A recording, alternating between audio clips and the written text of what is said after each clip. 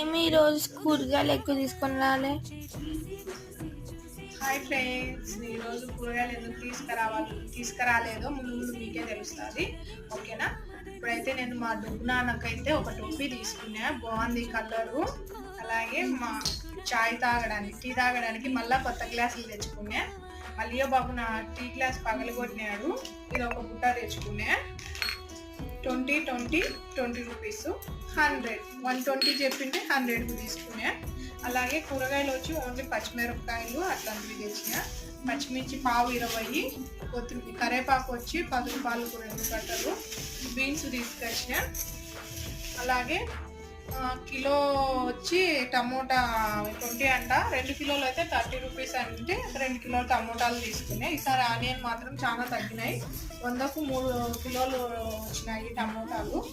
ఓకేనా? ఈరోజు మా మార్కెట్ సింపుల్గా ఇదే.